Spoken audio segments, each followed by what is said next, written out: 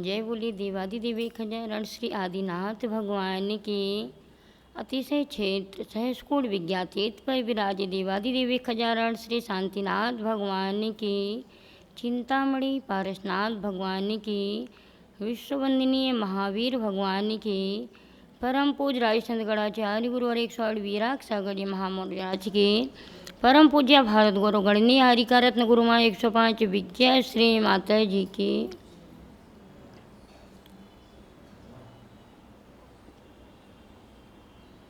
अपनी जो चर्चा चल रही थी जीवन जीने की कला, अर्थात गृहस्थ में रह कर के हम किस प्रकार से अपनी शैली को बनाएं, किस प्रकार से हम अपनी क्रिया करें। तो हमने सारी क्रिया प्रातः काल से लेकर के मंदिर तक की अपनी क्रिया हो चुकी थी। मंदिर में प्रवेश करते समय सर्वप्रथम देहरी को स्पर्श करते हुए 3 बार ओम जय जय निस्सही निस्सही शब्द का उच्चारण करते हुए प्रवेश करना है। कल अपनी इसी पर चर्चा चल रही थी कि मंदिर में 3 बार ही प्रत्येक क्रिया क्यों की जाती।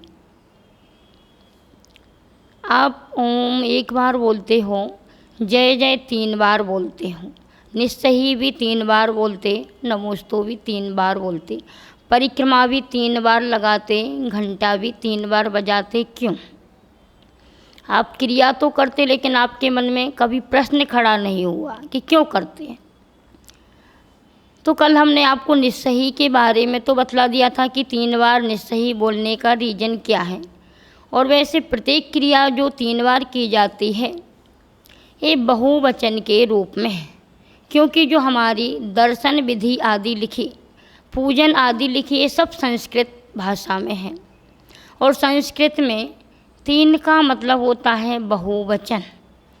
अगर हम 3 बार कोई क्रिया करते हैं तो एक साथ बहुत बार हो जाता है, यानी 3 बार करने में बहुत बार हो गया। आपने जैसे प्रवेश करते समय 3 बार जय जय जय अगर इस शब्द का उच्चारण कर दिया तो 3 बार बोलने से मतलब एक साथ आपने जितने भी मंदिर में 24 तीर्थंकर हैं, जितने भी नव देवता हैं, पंच परमेष्ठी हैं, या देव शास्त्र गुरु हैं, या कृत्रिम अकृत्रिम चैत्यालय हैं, उन सब की एक साथ जयकारा लग गई, उन सबको एक साथ नमस्कार हो गया। वैसे आप लोग अलग अलग तो करते नहीं होंगे, करते हो क्या भागचंद जी? करते हो? कोई नहीं करते। अलग अलग कितनी प्रतिमाओं को हम नमस्कार कर पाएंगे, क्योंकि मंदिर में 1 नहीं 2 नहीं, कम से कम किसी मंदिरों में 15 प्रतिमा होती हैं, किसी में 21 होती हैं, किसी में 11 होती हैं, किसी में इससे भी ज़्यादा होती हैं, 24 भी बनी होती हैं, और कभी कभी तो 100-150 प्रतिमा भी होती हैं। तो आप किस किस एक एक प्रतिमा को झुकोगे? सबको तो नमस्कार करोगे नहीं, अलग अलग। इसलिए आचार्यों ने 3 का शब्द बतला दिया, अर्थात 3 बार आप कर लो तो एक साथ सबको नमस्कार हो जाएगा। इस अपेक्षा से प्रत्येक क्रिया 3 बार बहुवचन के प्रतीक रूप में की जाती है। तो आपने निस्सही जो बोला था वो भी हमने आपको बतलाया था कि पहला निस्सही 10 प्रकार के परिग्रह से रहित होने के लिए, दूसरा निस्सही 14 प्रकार के अंतरंग परिग्रह से रहित होने के लिए, और तीसरा निस्सही देवी देवताओं से खाली स्थान मांगने के लिए। इसलिए मंदिर में 3 बार निस्सही शब्द बोलते हैं। इसके बाद जैसे ही हम मंदिर में प्रवेश करते हैं तो प्रवेश करने के उपरांत सबसे पहले घंटा बजाते हैं। घंटा एक वैज्ञानिक यंत्र के रूप में, क्योंकि हमारी जो विशुद्ध भावनाएं हैं उनको प्रसारित करने के लिए घंटा एक वैज्ञानिक यंत्र कहलाता है। दूसरा, घंटा मंगल ध्वनि का प्रतीक होता है। तीसरा, घंटा आनंद का भी प्रतीक होता है और जागरण का भी प्रतीक होता है। वर्तमान में अभिषेक करते समय घंटा बजाने की एक परंपरा है। घंटा मंदिर में लगाया क्यों जाता है एवं बजाया क्यों जाता, दोनों प्रश्न आपके सामने हैं। लोग कहते माता जी बजाने के लिए ही लगाया जाता है, आप लोग भी यही कहोगे कि माता जी बजाने के लिए घंटा लगाते हैं, जब लगाएंगे तभी तो बजाएंगे, यही कहोगे ना। नहीं, हमने आपको पहले बतलाया था कि अपना जो मंदिर होता है वो समूह शरण का प्रतीक होता है, और समूह शरण में जो जो वस्तुएं होती वही हम अपने मंदिरों में भी दर्शाते हैं। तो समूह शरण में अष्ट प्रातिहार, उसमें से देव दुंदुभी नाम का एक प्रातिहार है। उसी देव दुंदुभी प्रातिहार के प्रतीक रूप में मंदिर में घंटा लगाया जाता है। और बजाने का कारण कि घंटा जागरण का प्रतीक है, मंगल ध्वनि का एवं हर्ष का प्रतीक होता है। घंटा हमारी तंद्रा को तोड़ता है। जब भी हम प्रवेश करते हैं और जैसे ही घंटा बजाते हैं तो सबसे पहले वो घंटा की ध्वनि हमारे संसार के विकल्पों को तोड़ देती है। जो हमारा संसार का विचार चल रहा था, घर गृहस्थी का विचार चल रहा था, उसका तारतम्य टूट जाता है और मंदिर का विकल्प आ जाता है कि मैं मंदिर में प्रवेश कर गया। एवं जो भी घंटे की ध्वनि को सुनते हैं, जहाँ जहाँ तक उसकी आवाज़ पहुँचती है तो वहाँ वहाँ का वातावरण भी परिशुद्ध बनता है, एक मानसिक प्रदूषण भी दूर होता है एवं प्रत्येक व्यक्ति को पता चल जाता है कि मंदिर आना जाना चालू हो गया। पहले की सभी महिलाएं एक नियम धारण करती थी कि घंटा बजेगा तो पता चल जाता था कि अभिषेक चालू हो गया। सबके नियम होते थे कि जब अभिषेक देख लेंगे, पूजन करेंगे, तभी भोजन करेंगे। अब सबको घर पे काम भी करना पड़ता, तो काम करके मंदिर का पता कैसे चले अभिषेक का समय, तो वो क्या करती थी, उस समय घंटा बजता था तो उससे पता चल जाता कि अभिषेक चालू हो गया। पास पास में ही लगभग सबके घर रहते थे प्रत्येक जैन समाज के, तो घंटे की ध्वनि को सुन करके मंदिर का स्मरण हो जाता, अभिषेक करने का स्मरण हो जाता, इसलिए घंटा बजाया जाता है। दूसरा कारण है कि घंटा हमारे जो अंदर एक विकल्प चलता है उसको भी दूर करता है और हमारे मानसिक प्रदूषण को एवं बाहरी वातावरण को, पर्यावरण को भी शुद्ध बनाता है। घंटे की ध्वनि का अभी अफ्रीका में भी रिसर्च किया गया कि यदि किसी को जहरीले सर्प ने काटा तो उस जहरीले सर्प का जहर भी घंटा और शंख की ध्वनि बजा करके उतारा गया। अभी भी उसका इलाज अफ्रीका में इसी प्रकार से चलता है। तो हमारी घंटे की ध्वनि में इतनी ताकत है कि बड़े से बड़े कीटाणुओं को नाश कर देता है। बड़ी से बड़ी तपेदिक जैसी बीमारियों को भी दूर किया जा सकता है घंटे की ध्वनि से।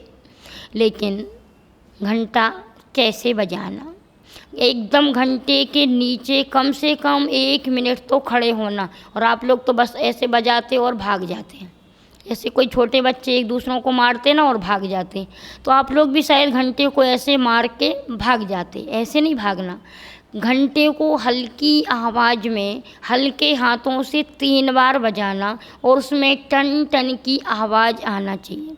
टन टन की आवाज़ आने से एक तरंग बनती है। कुछ लोग कहते हैं माता जी घंटा नहीं बजाएंगे तो तबला भी बजा सकते, मंदिर में कुछ भी बजा लो, लेकिन घंटे की ध्वनि में और तबले की ध्वनि में ज़मीन आसमान का अंतर है। तबले की ध्वनि मात थाप लाती है और घंटे की ध्वनि एक लय लाती है, तरंग लाती है, संगीत लाती है। जब उसकी तरंगित ध्वनि हमारे अंदर प्रवेश करती है तभी हमारे अंदर का तारतम्य टूटता है, तभी हमारे अंदर के जो कीटाणु हैं वो नाश को प्राप्त होते हैं। अगर रोग के परमाणु हैं तभी घंटे की ध्वनि से वो भी बाहर निकलते, जब हमारे घंटे की ध्वनि अंदर तक प्रवेश करेगी। और अंदर प्रवेश कब करेगी, जब आप घंटे के नीचे खड़े हो गए। तो सबसे पहले आप घंटे को देखें, अर्थात उसमें कोई जीव आदि तो नहीं बैठा, फिर उसको एक रूमाल से कोमल कपड़े से परिमार्जन करें और फिर हल्के हल्के हाथों से 3 बार बजाएं। तो एक तो आपका बहुवचन भी हो गया 3 बार बजाने से, और मन वचन काय तीनों की शुद्धि के लिए एवं तीनों को जागृत करने के लिए 3 बार ही घंटा बजाया जाता है। इस प्रकार से आप यदि प्रतिदिन घंटा बजाओगे तो नियम से आपको घंटे बजाने का असर पड़ेगा। नहीं तो इतने दिनों से बजाते आ रहे, प्रत्येक व्यक्ति जाते हैं, बच्चे भी बजाते हैं, बड़े भी बजाते हैं, फिर भी आपको कोई असर नहीं पड़ता है। क्यों नहीं पड़ता? क्योंकि जिस रीति से शास्त्रों में बतलाया उस विधि से हम नहीं बजाते हैं, मात्र रूटीन में बजाते हैं। बस इतना ज़रूर ध्यान रखना है कि रात्रि के समय, क्योंकि रात्रि में प्रत्येक जीव सो जाते हैं, घंटे पर भी जीव बैठ जाते हैं, निद्रा लेते हैं, और यदि आप बजाओगे तो उनकी निद्रा भंग हो जाएगी या उसकी ध्वनि से कोई जीव घबरा करके मरण को भी प्राप्त हो सकता है। इसलिए रात्रि में, वैसे समवसरण की अपेक्षा से निषेध नहीं है रात्रि में घंटा बजाने का, क्योंकि वहाँ पर रात होती ही नहीं, 24 घंटे का ही दिन होता है। इसलिए समवसरण की अपेक्षा से निषेध नहीं, लेकिन आज वर्तमान परिस्थितियों की अपेक्षा से निषेध किया गया है। इसलिए ऐसे समय पर एवं जब भी मंदिर में शांति धारा चल रही हो तो आप उस समय घंटा बजा कर के अशांति का काम ना करें। एवं जब किसी संतों के प्रवचन चलते हैं तो उस समय भी आप यदि घंटा बजाओगे तो शायद डिस्टर्ब हो जाएगा। जितने भी प्रवचन सुनने वाले श्रोतागण हैं तो उनका उपयोग आपकी तरफ जाएगा, घंटे की तरफ जाएगा। इसलिए ऐसे समय पर भी आप ध्यान रखें कि घंटा ना बजाएं। शेष समय आप घंटा बजा कर के ही मंदिर में प्रवेश करें। इसी भावना से आप सभी की जो तंद्रा है वह टूट जाए और मंदिर में एक प्रवेश हो जाए। आपको लगे कि मैं अपने मंदिर में आया हूँ। मन के अंदर जो विकल्प हैं उनको यदि छोड़ दिया और मंदिर के विकल्प आपके अंदर आ गए तो समझ लेना हमारा मंदिर आना, घंटा बजाना सब सार्थक हो जाएगा। इसी भावना से आप प्रतिदिन घंटा बजाएं।